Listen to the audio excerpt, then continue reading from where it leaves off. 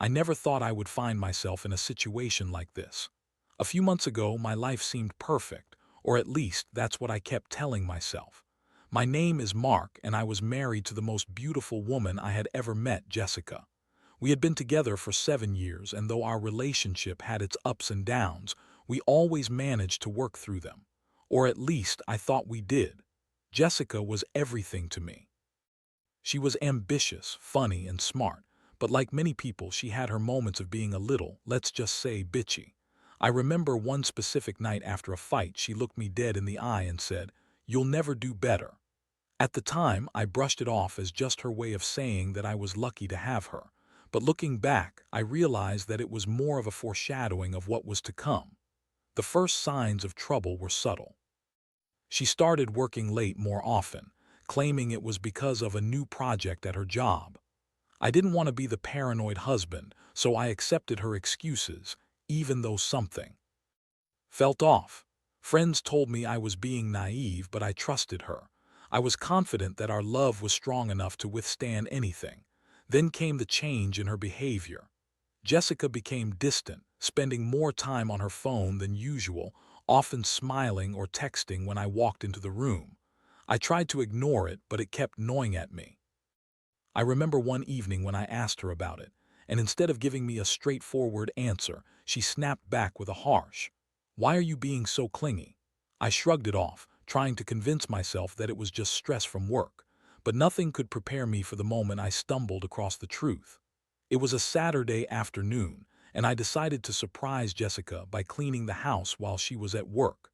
I was vacuuming when I noticed her purse was sitting on the kitchen counter. My curiosity got the better of me, and I decided to take a peek inside. I found a receipt from a fancy restaurant, the kind we'd only go to for special occasions. It was dated for a week before, and it was signed. Along with that, I found a hotel keycard tucked away in a small pocket. The name on the keycard wasn't mine. My heart dropped. I felt sick to my stomach. I couldn't believe that the woman I loved might be cheating on me. I tried to rationalize it, thinking maybe it was a work dinner or some kind of misunderstanding. But the evidence was glaring. I spent the rest of the afternoon packing around the house, replaying every moment, every conversation we'd had, trying to wrap my head around it. The woman I thought I knew was slipping away right before my eyes. When Jessica came home, I confronted her. I had rehearsed what I was going to say in my mind, but when the moment came, I could barely get the words out. "Jessica, we need to talk," I said, my voice trembling. I held up the receipt and the keycard. Her face paled, and for a moment I thought she might deny it. Instead, she just sighed and rolled her eyes. "Mark, it's not what you think. That dinner was for a client and the hotel keycard." "Well, I borrowed it from a friend." Her excuses felt weak and rehearsed, and I could see the cracks in her demeanor. I pressed her for more details, and the lies just kept piling up. The emotional impact was instantaneous. I felt anger, betrayal, and a deep sense of sadness. How could she do this to me? The woman I thought I knew had been hiding something so significant from me. It was like I was living in a nightmare. I wanted to wake up and find it was all a bad dream. But it was. This was my reality, and I had to face it head on. As the days passed, I found myself oscillating between anger and disbelief. Jessica continued to deny everything, digging herself deeper into a hole of deceit. I had always prided myself on being a good husband, someone who listened and supported her in every way. But here I was, questioning my worth and whether I meant anything to her at all. It hurt more than I could express. I needed to figure out my next steps. Should I forgive her, try to salvage our marriage, or was it time to walk away and prove her wrong? I was torn between staying and fighting for what we had and leaving to find my own happiness. I never imagined I'd be in this position, but I was determined to regain control of my life. Part 1 ends here. The days turned into weeks as I grappled with the reality of my situation. I slept poorly, the betrayal gnawing at my insides like a relentless predator. Jessica continued to push her narrative, her excuses growing more absurd. She claimed the keycard belonged to her colleague, even though I'd never seen that colleague in the 5 years we had been together. I was left feeling like a fool, caught between love and disbelief. Every day was a battle against my emotions. I had once believed in the sanctity of marriage. It was a commitment to love, honor, and trust, but now all those ideals felt tainted. I found myself questioning every shared moment, every laugh we'd had.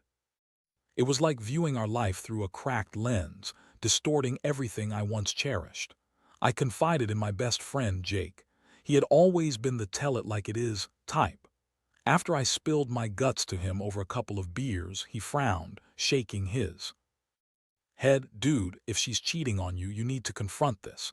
You deserve better than to be someone's second choice. His words struck a chord deep within me. I had initially thought about working it out, maybe trying to forgive her, but with each passing day, the idea became less appealing. The truth was, deep down, I wanted revenge. Not in a malicious way, but a way to reclaim my dignity. I wanted to show her that she had underestimated me, that I could thrive without her. One evening, after another round of denial from Jessica, I made a pivotal decision. I would gather evidence. I needed to know the extent of her betrayal before making my final move. I set up my phone to record conversations, keeping it hidden in plain sight. I also started following her discreetly when she went out, claiming to spend time with friends. Each outing filled me with apprehension, but I was determined to uncover the truth. My first night of trailing her was uneventful, but the second night was different. I followed her to that same fancy restaurant where I had found the receipt.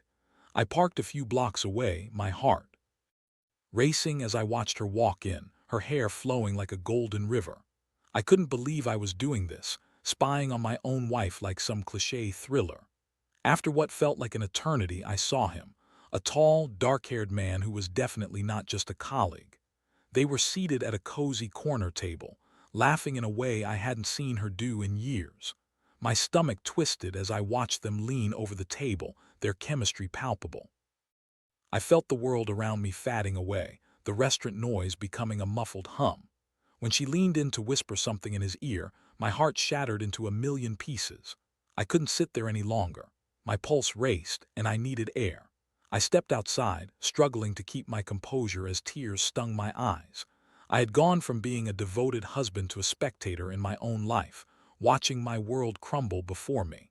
I drove home that night feeling like a shell of the man I used to be. This was the evidence I needed, this was real, and now I had the confirmation of her infidelity. I could feel the fire of anger building inside me, fueled by betrayal and humiliation. It was time to formulate my plan for revenge, but not in a way that would hurt me. No, my revenge would be about living my best life, proving her wrong in every way she had once claimed. During the next few days, I started to change my routine. I hit the gym harder than ever before, channeling my pain into physical strength. I signed up for classes and began meeting new people. I found myself laughing and enjoying life in small ways, savoring moments I had previously taken for granted. I realized I was more than the man Jessica had tried to define me as. I was capable of so much more. But I also knew I had to confront Jessica. I couldn't let her continue to lie to my face. After gathering my thoughts and building my confidence, I decided that the upcoming weekend would be the moment I would lay it all out on the table. The thought both terrified and exhilarated me. As I prepared for that conversation, I reflected on what I wanted. I wanted her to know that I wouldn't be broken by her betrayal. I wanted her to see that I was ready to reclaim my life, my happiness. The day would come when I would walk away, but first I needed to confront her, to hold her accountable for her actions, and remind her that I was not the man she thought I was, the one she could throw away without a second thought. Part 2 ends here. The weekend finally arrived, and I felt a tremor of anxiety mixed with a strange sense of empowerment. I had prepared for this moment, rehearsing what I wanted to say in my mind 1,000 times.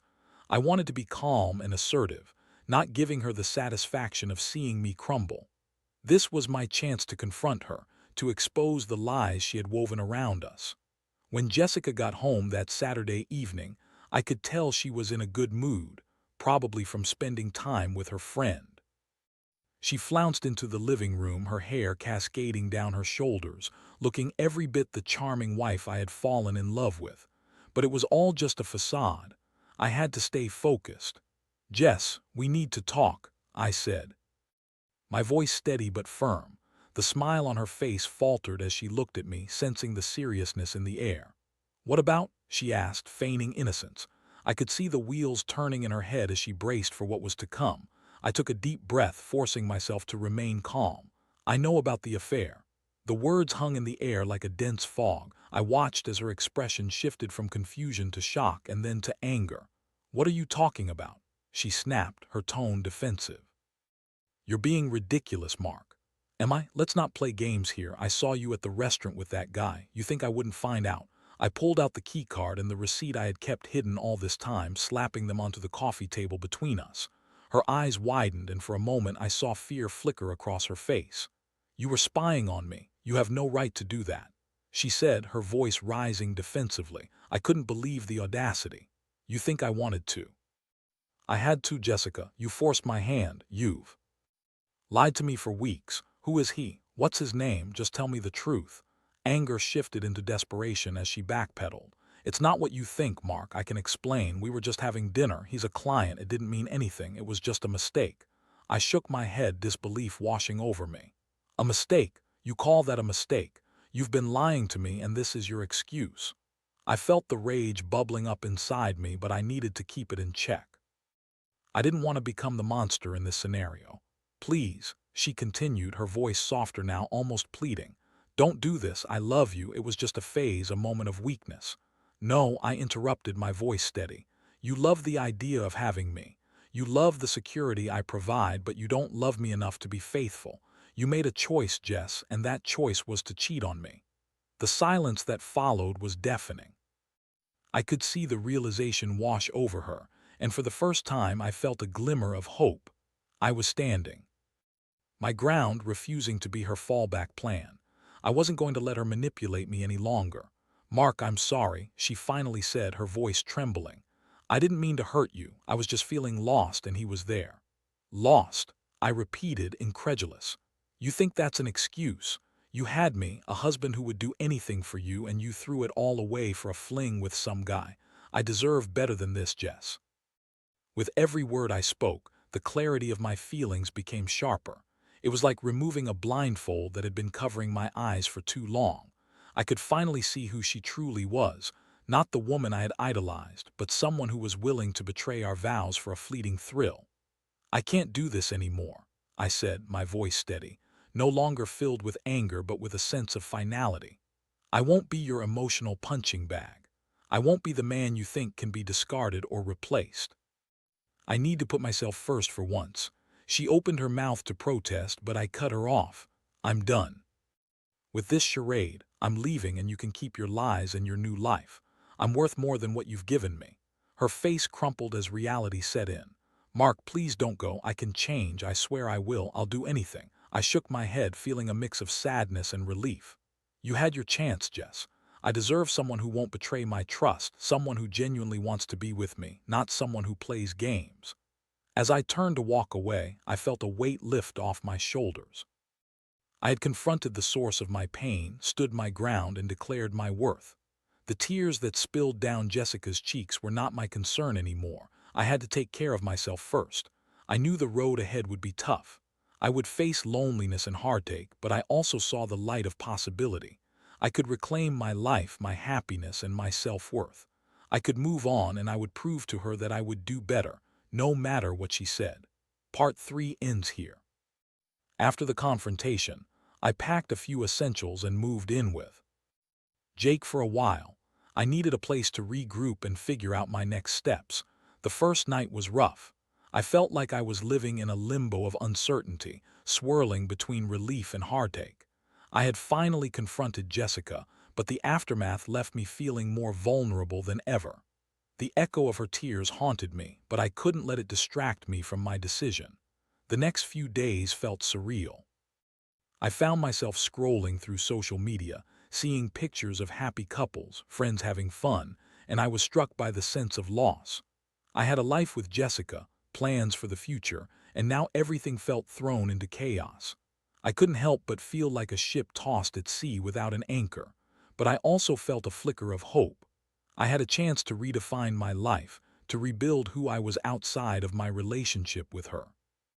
One evening, I sat down with Jake over a couple of beers, the conversation shifting from idle chatter to something more profound. "You know, man, it's gonna hurt for a while, but you have to keep moving forward," he said, his words striking a chord. "You're not just a bench warmer in someone else's life. You deserve to be the main player." Encouraged by his support, I decided to take charge of my life.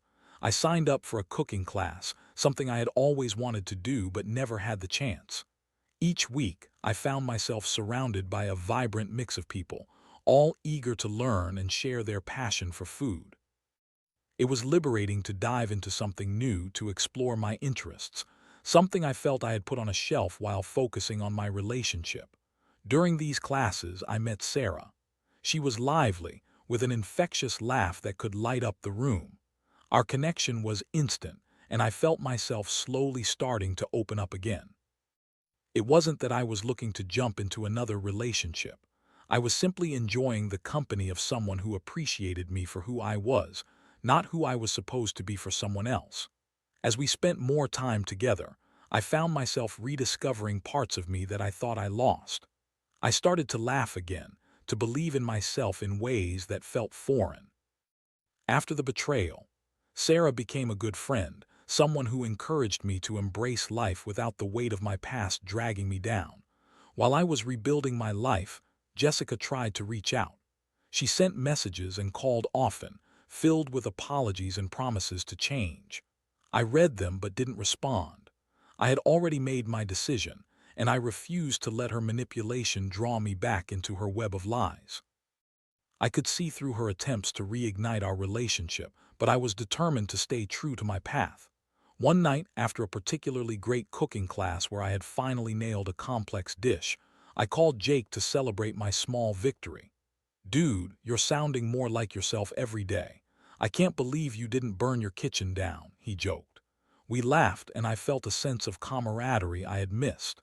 But then he got serious. "You know, when you're ready, you should consider dating again. You deserve someone who appreciates everything you bring to the table."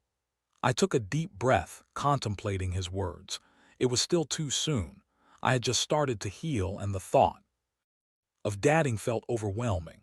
But maybe, eventually, I could think about it. Just maybe. As the weeks passed, I immersed myself in my new life. I got a promotion at work, which felt like a significant win. I invested more time in my hobbies, joined a gym, and even started volunteering at a local shelter. There was so much to experience outside of the confines of my past relationship, and the more I lived, the more I felt like I was becoming the person I was meant to be. But Jessica's shadow still lingered. One day I received a text from her that shook me out of my newfound sense of stability. It was a simple message. "I miss you, Mark. Can we talk?" The temptation to respond tugged at me. Part of me wanted to lash out, to tell her how much she had hurt me, but another part was curious. What could she possibly have to say after everything? I wanted closure, but I wasn't sure if talking to her would bring that or open old wounds. After much contemplation, I decided to meet her one last time. I needed to hear her out, to understand what she wanted, and to finally put this chapter of my life to rest. On the day of our meeting, I felt a mix of anxiety and determination. I arrived at the cafe early, my heart racing as I thought about what lay ahead. Would she have some grand revelation, or would it be more of the same empty apologies? When she walked in, I barely recognized her. The confident, charming woman I had known seemed diminished, her eyes filled with regret. I took a deep breath, steeling myself for the conversation ahead. "Hey," she said softly as she sat down across from me. "Hey," I replied, trying to maintain my composure. The journey of healing hadn't been easy, but I was ready to face whatever she had to say. I would walk away with my head held high, knowing that this was the last piece of the puzzle I needed to move forward completely. Part 4 ends here. Jessica looked different from the confident woman I had once known. Her makeup was minimal, and her hair fell flat against her shoulders. I could tell she had been crying. It was both heartbreaking and infuriating to see her like this, but I reminded myself that I wasn't here to comfort her. I was here to get closure. "Thank you for meeting me," she began, her voice shaky. "I know this isn't easy for either of us." I nodded, keeping my expression neutral. "So what did you want to talk about?" She took a deep breath, her eyes glistening with unshed tears. I've been doing a lot of thinking since we last spoke. I've realized how badly I messed up. I took you for granted, and I'm so sorry for everything. I never meant to hurt you. I leaned back in my chair, crossing my arms. You've said that before, Jess. What's different now? What do you want? I want us back, she said, her voice barely above a whisper. I miss you, Mark. I've made some changes in my life, and I want to prove that I can be the wife you deserve. I know I can fix this. The words hung in the air, heavy with unfulfilled promises. You think it's that simple. You think you can just waltz back into my life after everything. I shook my head. You had your chance. You chose to cheat, to betray my trust, and now you want me to forget that. She looked down at her hands, her expression a mix of regret and desperation. I know I don't deserve your forgiveness, but I've been working on myself. I'm seeing a therapist, and I'm trying to understand why I did what I did. I realize I need to be a better person, not just for you but for myself. I couldn't help but feel a mix of anger and pity. And what about the guy you were seeing? What happened there? A flicker of shame crossed her face. It was a mistake. I was lost and confused. I thought I could fill a void, but I only ended up hurting you and myself. I never loved him. It was just a distraction. Distraction or not, you put another person into our marriage. You violated my trust in the worst way possible, I said firmly. I can't go back to that. I won't go back to that. She reached across the table, her hand barely brushing against mine. Mark, please. I know I can change, and I want to try. I miss us. I miss everything we had together. I pulled my hand back, feeling a wave of frustration rise within me. Do you know what I've been doing since we separated? I've been rebuilding my life. I've started cooking, going to the gym, making new friends. I've been finding myself again without you, and it feels good to finally focus on me. Her gaze dropped to her lap, and I could see the realization settling in. I just thought maybe we could work through this together. Together. I echoed, incredulous. How can we be together when you've shattered my trust? You've shown me that you're willing to hurt me for your own satisfaction. I can't forget that. I won't forget that. For a moment we sat in uncomfortable silence, the weight of our words hanging between us. I could see her struggling to find the right thing to say, but I didn't want to hear excuses or empty promises. I had lived through enough of that. I hope you find happiness, I finally said, my voice steady. But it won't be with me. I've moved on, Jess. I deserve someone who won't betray my trust, someone who will genuinely want to be with me. Tears rolled down her cheeks, and I felt a pang of sympathy, but I quickly buried it. I had to stay strong. We can't go back. I won't be your safety net, your second choice. You made your decision, and now I'm making mine. She nodded, wiping her tears away with shaky hands. I understand. I wish things could have been different. Me too, I replied, feeling a mix of sadness and relief. This is the reality we're facing now. I'm not the same person I was when we met.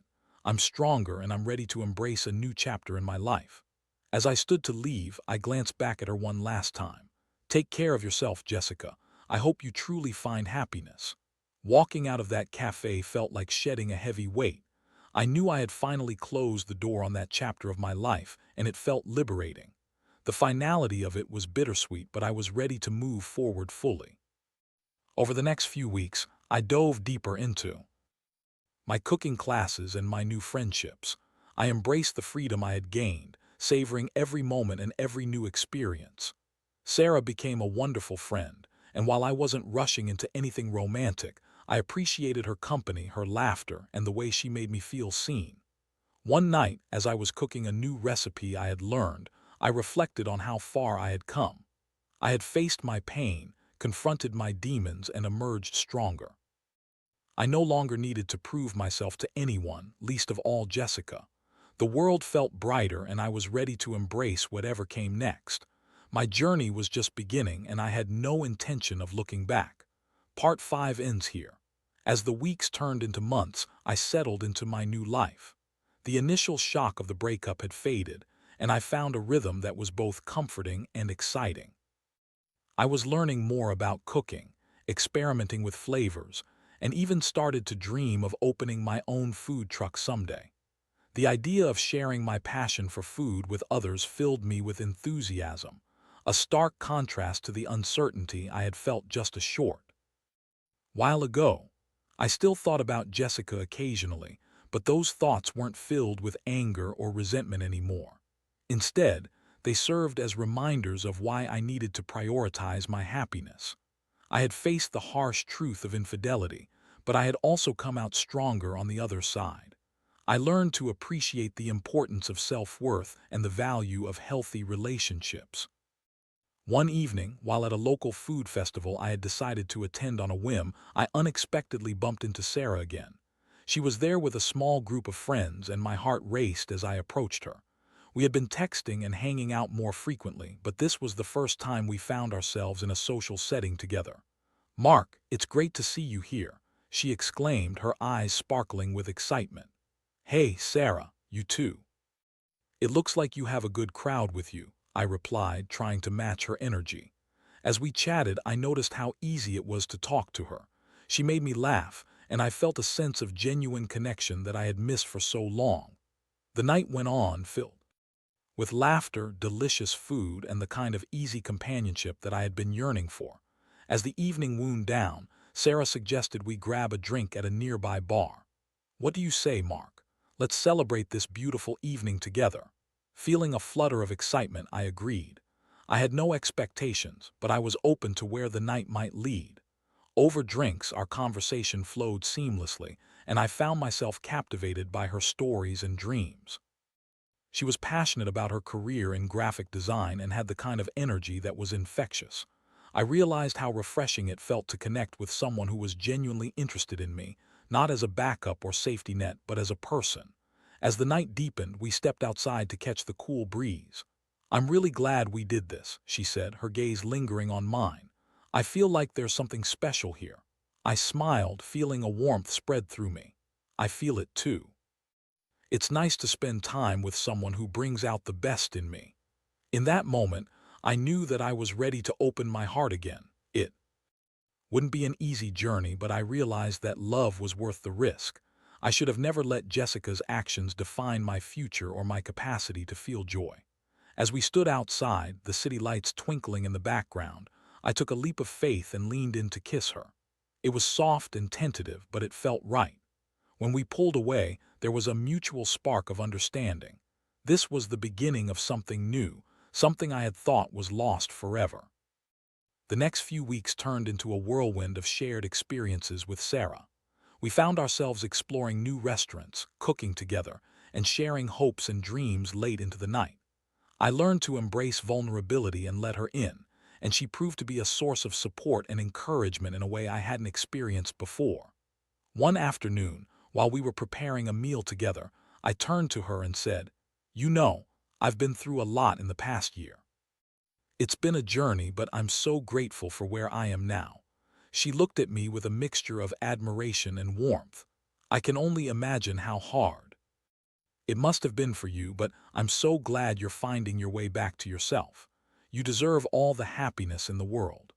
Her words resonated deeply with me, and I felt a surge of hope. I had proven to myself that I could rise above the pain, that I could reclaim my life and build something beautiful. As I continued to strengthen my bond with Sarah, I learned to appreciate the importance of trust and communication in a relationship. I made a promise to myself to never let fear or past mistakes dictate my future again. Love could be a healing force, and I was ready to embrace it fully. Reflecting on my journey, I realized that overcoming the betrayal had taught me invaluable lessons about self-worth and resilience. I was no longer the man who allowed someone else's actions to define me. I was Mark, strong, capable, and ready to carve out my own path. As I stood in the kitchen with Sarah, laughter filling the room as we cooked our next culinary adventure, I felt a sense of peace wash over me. I was not just surviving, I was thriving, and I knew that whatever came next, I would face it head-on with an open heart and an unwavering spirit. The future was bright, and for the first time in a long time I felt hopeful. This was my new beginning. Part 6 ends here.